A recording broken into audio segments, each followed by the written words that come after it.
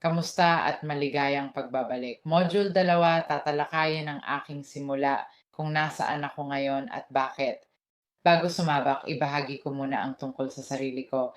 Orihinal akong taga-Venezuela. Ako'y anak ng mga Tsino, sila'y nag-migrate. Ipinanganak at lumaki ako doon.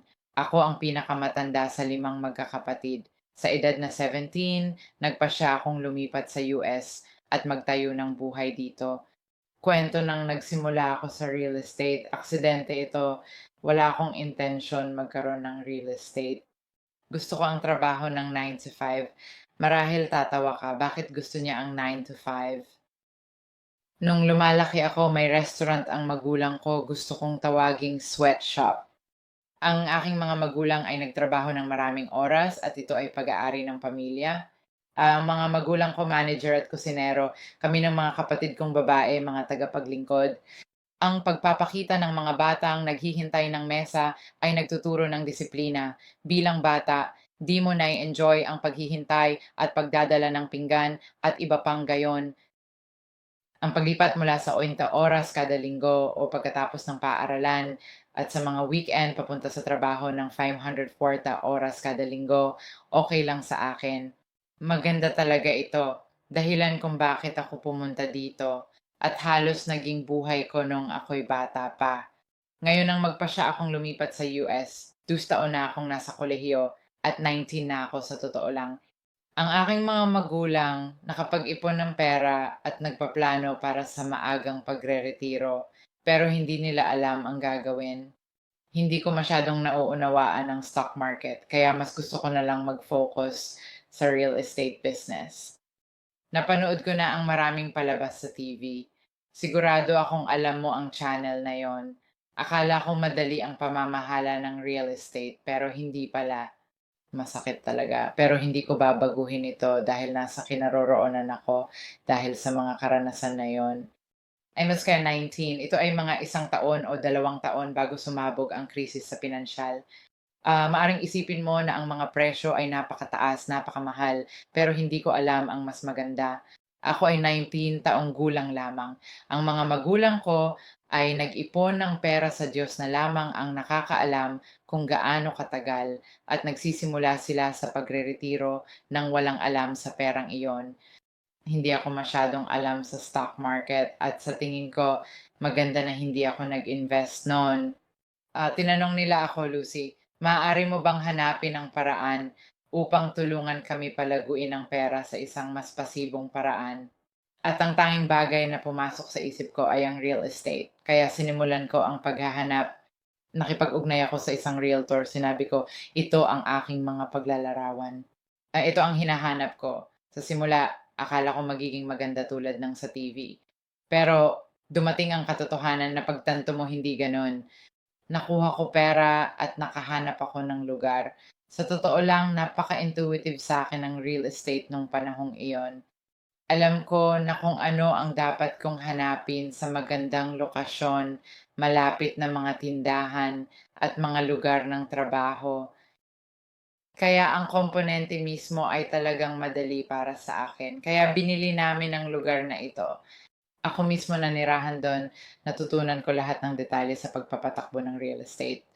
Na kailangan kong malaman kung ano ang HOA fee. Kailangan kong matuto kung paano makitungo ng maayos sa mga contractor, sa mga taong nagma-maintain sa mga gusali at mga ganong bagay. Kapag ikaw ay 19 taong gulang, ito ay malaking karanasan sa pag-aaral. Iyon na ang unang property. Pagkatapos tumakbo ka ng 3 taon at matagumpay na nakapag-ipon ulit ang mga magulang ko. Gusto nilang magkaroon ng mas malaking ari-arian sa gitna ng kasalukuyang krisis. Ito ay napakakaguluhan. Kakatapos ko lang sa kolehiyo at wala akong trabaho at naisip ko, well, marami akong oras. Pahintulutan ako sumali muli sa proyekto. Ito'y isang napakagandang karanasan sa pag-aaral. Mahirap na daan ito, hindi ko babaguhin para sa anumang bagay. Marami akong natutunan dito. Ang ikalawang ari-arian na tinulungan kong i-invest ng magulang, foreclosed bahay.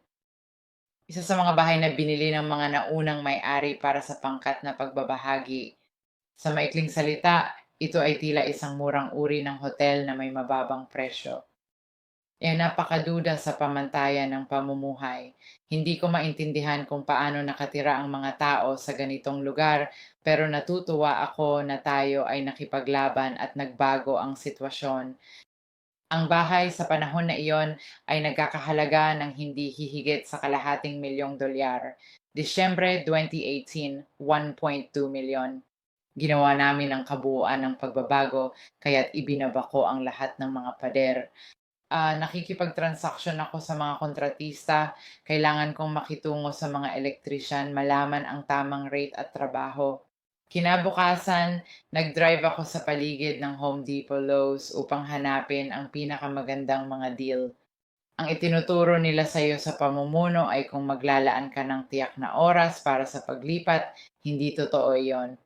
Dapat lagi kang maglaan ng extra na buwan o linggo. Kaya ang paglipat dapat tumagal ng mga 8 linggo o ganon. At sa katunayan, tumagal ito ng kabuang 9 na buwan. Pero sulit talaga. Nagtapos ako at lumipat sa bahay. Nagupa kami ng basement. Natutunan ko kung paano pamahalaan ang mga nangungupahan sa bahay. Sa huli, tinulungan ko ang mga magulang ko na upahan ang unang kondo na binili nila. Dati yun na ang tungkol doon. Sa panahong iyon, swerte naman, natagpuan ko ang isang trabahong full-time, kaya't nagpasya akong ialay ang aking oras at buhay at pagsisikap sa aking karera sa buong mga taon. Sa katunayan, nagawa kong makapag-ipon ng sapat na pera sa aking 401 at naniniwala ako na ito ay noong 2013 o ganoon. Ang aking kapatid ay aktuwal na nagtrabaho sa Alabama at bilang ang nakakatandang kapatid, gusto ko talaga pumunta doon at siguraduhing nagrerenta siya ng maayos na lugar at hindi lang isa sa mga questionableng apartmento. Gusto ko lang siguraduhin na ligtas siya. Kaya habang naghanap kami ng apartment, natagpuan ko ang apartment na ito at talagang abot kaya ito. Ito ay yung nangyari pagkatapos ng krisis at nagustuhan ko ang katotohanang malapit ito sa University of Alabama. Sa tingin ko 15 minuto lang biyahe ng kotse. Meron itong lahat ng mga kagamitan. Ang lugar ay pabor sa mga alagang hayop. May 2 aso ako, kaya mahal ko ang mga alagang hayop. Malapit sa supermarket, perpektong sentro, at nakasell. Naghahanap kami ng lugar na pwedeng upahan, pero sinabi ng listing agent na ito ay ibinebenta. Hindi nagka-oras ilista sa merkado, ginamit ko lang ang aking 401k, ganun na lang. Ito ang unang ari-arian ko para sa sarili ko, isang bagay na binili ko gamit ang aking ipon. Yun ay noong 2013, bilisan ng ilang taon at nasa taong 2018 na tayo. Nakapag-ipon ako ng mas maraming pera ulit sa aking 401 at hiniram ko laban dito. Ginamit ko ang pera. Huwag kunin dahil kailangan mong magbayad ng malaking buwis. Hiniram ko ang pera mula sa 401k para sa kondo. Ginamit ko rin ang equity na aking naipon sa mga taon mula sa aking unang kondo. Konting bahagi mula sa aking 400k plus cash o refinance na pag-uusapan natin sa susunod na module. Iyan ang kung paano ko nakuha ang pangalawang ari-arian. Mabilis kang pumunta 3 buwan. Kaarawan ko nga sinasabi ng kapatid ko tungkol sa isang kaganapan. Mayaman ang ama, mahirap. Tinanong kung sumama ako. Nagsimula sa akin. Sa Elite Legacy nakilala ko si Pip, ang kamangha-manghang lalaki na nagbago ng buhay ko. Tinulungan niya akong tingnan ang mga bagay ng iba't ibang paraan para maging tunay ang passive income na iyon. Na-realize ko, gusto ko pala talaga ang real estate. Ako ay magaling dito, likas na magaling dito. Gusto kong mag-invest sa real estate. Ako'y naging mas agresibo at napakasipag dito. Alam mo ba, oras na palitan ng trabaho ko. Wala akong pondo. Inubos ko ang lahat ng pinaghirapan mula sa unang kondo at ang lahat ng naipon mula sa 401k.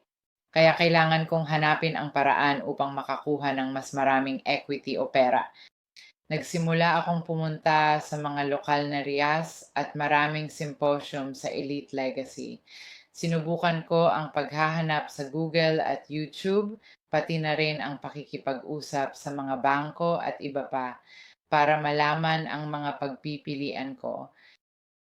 Napagtanto ko mas marami kang tinitingnan, mas maraming impormasyon nakita mo. Ginamit ko network ko rin. Kaya nagsimula akong kausapin ang mga taong mayroong naipong pera sa paligid ko, na may equity akong naiipon at ang pera ay nakaupo lang doon. Iyan ang unang pagkakataon na nakilala ko ang isang kaibigan ko na lumapit sa akin noong nakaraang taon. May $40,000 siyang espasyo sa account, hindi niya masyadong alam ang pag-i-invest, kaya lumapit siya sa akin. Sa panahong iyon, sinusundan ko ang aking masters at ipagpaliban ito dahil walang sapat na oras. And kung makakilala ka sa akin na isang malaking bagay tungkol sa akin, ang aking brand ay napakahalaga. Kailangan ng mga siglo habang buhay itayo ang iyong tatak. Kumuha ng hindi hihigit sa 1 segundo alisin, patayin, isangod sa inidoro. Hindi ko nais mag-commit sa di ko kayang ibigay. Nung dumalo ako sa unang symposium na pagtanto ko, alam mo, handa na ako, kaya ko ito, nakuha ko ang aking MBA at may full-time na trabaho na flexible. Tuloy ako sa quarantine oras, trabaho kada linggo, pwede ibang bagay. Lumapit ako sa investor, sinabi ko, naalala mo yung pagkakataon, anong tingin mo dito? Handa ng mga numero. Hindi mo basta-basta makakausap. Gusto kong mamuhunan sa real estate, wala kang alam. Sinabi ko, kailangan nating mamuhunan sa isang lugar na ganyan. Ako na ang nag-ayos ng logistika. Listahan ng mga property na natagpuan ko na magkakatugma sa iyong mga criteria, ganap na passive. Ako ang magpapatakbo nito kasama ang isa pang manager na nasa lugar. Iyan ang paraan kung paano ko napapay. Siya pumasok kasama ako. Siya ang naglagay ng pera para sa down payment. Dahil sa magandang credit ko, salamat sa Diyos, nakakuha ako ng pautang sa mga libro. Yan ang paraan kung paano ako nakarating sa ikatlong ari-arian. Binilisan mo ang ilang buwan, mga 2, 3 buwan pa papunta sa lead legacy training at nakahanap ako ng investor na may condo sa New York City. Hindi talaga nila ginagamit ito. Kaya talagang nakipag-ugnayan ako sa kanila at sinabi ko, tingnan niyo, meron akong property na pinag-iisipan ko talaga. Ito ay isang 17 unit na complex. Ang ROI at lahat ng mga magic number na natutunan mo kay Pip at kung paano ihahambing. Ipinakita ko ang pagkabahaginan. Ito ang mga gastusin at sa dulo ito ang cash flow. Hindi madali. Nagtagal ng ilang pag-uusap. Maraming pagkadismaya dahil maraming stakeholder ang kasangkot. Kahit na gusto ng mga mamumuhunan na payagan akong mag-cash out refinance sa kanilang ari-arian sa New York City, hindi talaga naintindihan ng kanilang pamilya kung ano ang sinusubukan kong gawin. Nag-aksaya ng paniniwalaan at pag-uusap sa iba't ibang miyembro ng pamilya. Ngunit ang kwento ay nagawa kong makuha ang property na yon at pumunta sa isang lender na nakilala ko sa lokal na Rios at nakuha ko ang cash out, refinance out nito at ang kapital ay aktwal na. May puwang akong maglaro sa pera. Pero kailangan kong gawin yon ng epektibo. Kaya ko pala isara ang 17 na deal na yon. Ako ay nakipag-ugnayan sa parehong realtor sa Florida at bumili ng 2 karagdagang single-family homes sa loob ng 6 na buwan. Iyon ang buod ng ginawa ko. Hindi laging pera, hindi laging kredito ang kinakailangan. May iba pang mapagkukunan na maaaring gamitin kung mayroon kang pera o mga kilalang tao. Kung hindi, may mga nagpapautang. Ngayon, nagtatanong ka, Lucy, 6 na buwan agresibo. Bakit gusto mo yon? Nagpahangad ako ng pagbabago dahil sa sakit ng tatay ko. Kaya nagretiro siya at siya ay na-diagnose na may terminal na karamdaman. Di natin alam kung gaano katagal pa siya.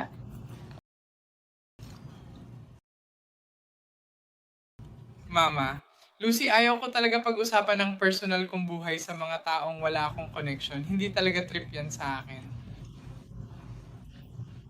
At ang katotohanan na kailangan kong ibahagi na ang aking ama ay may pinagdadaanan na problema sa mga tao na ayaw kong ibahagi ang impormasyong iyon ay napakahirap. Pero yan ang tanging option ko o baka mawalan ako. Nakatrabaho ko ang magagaling na tao. Mahal ko ang team pero kulang sa flexibility. At pagkatapos niyan ako, Kung sakaling mawala ang aking ama, paano ko po mahahanap ang kinakailangang pera? Dahil sa malinaw na ako'y napakatanga sa pamamahala ng pera. Lahat ito'y tungkol sa walang laman na kasuotan, pagganap ng papel, pagtingin sa papel. Pero sa katotohanan, wala akong Sabado ngayon.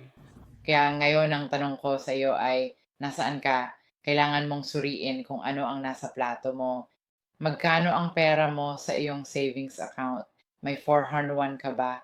At kung meron, magkano ang pera na pwede mong ipahiram? At kung hindi pag-ispa ng mga credit card, magkano ang pera mo sa mga credit card?